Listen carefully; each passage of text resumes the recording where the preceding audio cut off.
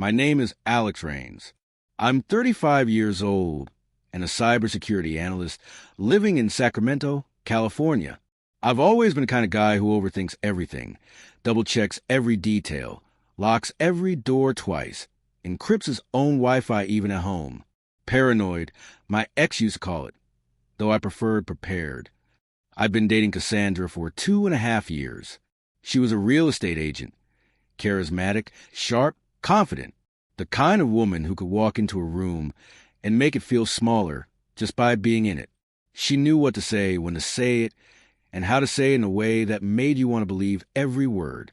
And I did, until one Friday morning. Cassandra had planned a girls' trip to Miami. For days. Sun, drinks, spa, repeat. She was excited, and I tried to match her energy, even though something about it felt off. It wasn't that I didn't trust her. Or maybe that's a lie. In our last few months together, there had been signs. Delayed replies. A shift in her tone.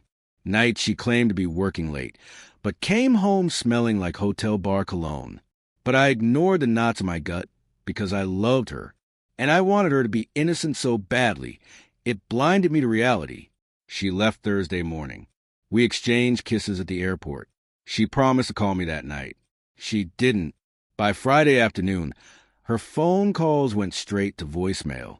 Her Instagram was still active. Photos of fruity cocktails, ocean views, and luxury resort pools, each one tagged with vague captions like #blessed or #girlsjustwannahavin'. But when I tried to comment or message her, I realized I'd been blocked. Blocked, not just ignored. Cut off. The decision to find the truth. Most people would have waited, called a friend, maybe sent a long text. But I'm not most people. And Cassandra must have forgotten who she was dating. I didn't just work in cybersecurity. I lived it. My job was to find cracks in systems, track suspicious activity, and uncover truths hidden behind firewalls and layers of encryption. So I did what I'd never imagined I'd do in a relationship. I hacked her. I had built Cassandra a custom phone backup system months ago, ironically, to keep her data safe. What she didn't realize was that it uploaded her phone's metadata to a private cloud server I had back-end access to. It wasn't illegal, not technically, since she had consented when I installed it. I accessed the server, pulled her GPS coordinates. And there it was, not Miami, not even Florida. She was in Cancun, Mexico, and not with her girlfriends. There was only one extra phone connected nearby. The name, Tristan Banks. Her ex, her married ex, booking the flight. I stared at the map for 10 full minutes. My brain played out every possibility. Maybe it was work-related. Maybe she got stuck there. Maybe she panicked and meant to tell me. No, she blocked me. She lied. I booked the next flight to Cancun. No hesitation. Just one carry-on, my passport, and a quiet rage boiling just under my skin. I landed late Saturday night. Checked into a budget hotel. Sat in the dark, monitoring her phone's location, watching her movements in real time. They were at a beach resort. I zoomed in private villas, infinity pools, candlelit patios. At 7:42 p.m., her phone stopped moving. She was stationary, right next to Tristan's. Dinner.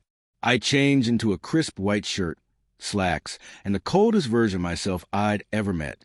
I grabbed my hotel key and walked out into the night. I didn't barge in. I waited.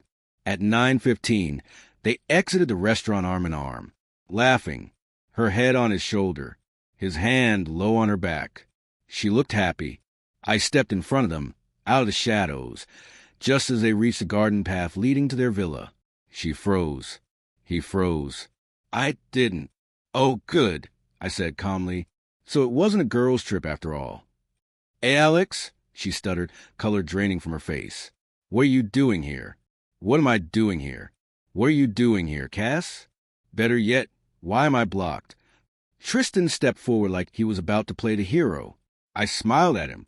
Take another step, Tristan, and I promise the photos I've got of your weekend getaway here will make their way to your wife's inbox before midnight. He stopped. Cassandra opened her mouth, but I was done listening. I pulled out my phone, flipped the screen, and showed her the location history. You were sloppy.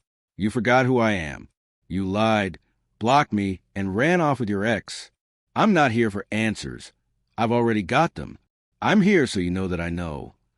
She looked like she'd been slapped. I turned and walked away. Back home, I wiped her number, blocked her on everything, and returned her things in a box via courier, but not before including a note. Next time you cheat, don't date someone who knows how to follow the breadcrumbs. Good luck explaining the photos. I never heard from her again. But a month later, Tristan's wife posted a cryptic message on Facebook. Sometimes the truth takes a plane ride to show up. Love makes fools of all of us. But sometimes it also makes you the kind of fool who buys a last-minute international ticket and exposes a lie in the most poetic way possible. I'm not proud of everything I did, but I don't regret it either, because I got closure in real time. And Cassandra? She got caught. When I landed back in Sacramento, I wasn't just tired. I was hollow. It wasn't the trip. It was the knowledge that everything I thought I had with Cassandra was a lie dressed in high heels and red lipstick. I hadn't cried. Not on the plane. Not when I unpacked. Not even when I opened the drawer where she used to keep her favorite hoodie. I'd built walls so high, even grief couldn't climb them. But you can't outrun the emotional hangover forever. The message that changed everything. For days later, I got a message from an unknown number. Please don't send anything to his wife. Please. I made a mistake. I know I hurt you, but please don't ruin him too. No greeting. No apology. Just Cassandra, still trying to protect Tristan. Still thinking I gave a damn about his secrets. I didn't respond. Instead, I did what I should have done from the start. I sent the photos to his wife, Rachel Banks. Not out of revenge. Out of principle. The wife replies. A week passed. Then I got an email. Short. Clinical. Thank you for the truth. I had suspicions. You confirmed them. I'm filing for divorce. That was it. No exclamation marks.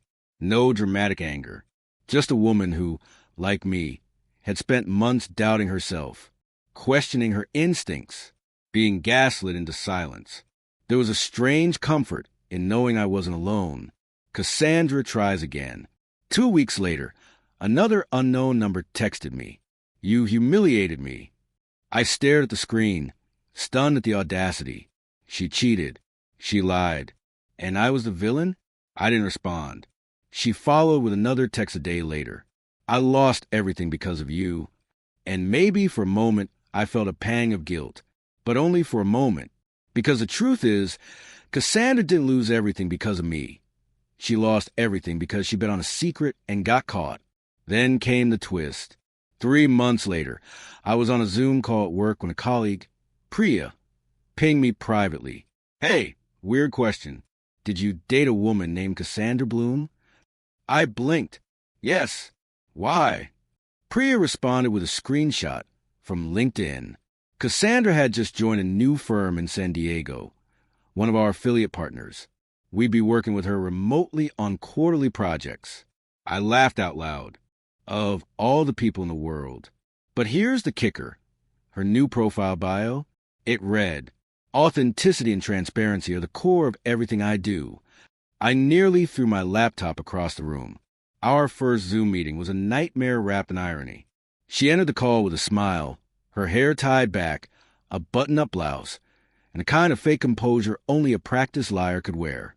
She acted like we were strangers, like I hadn't flown across international borders to confront her in the moonlight, like she hadn't cheated on me and begged me to stay silent.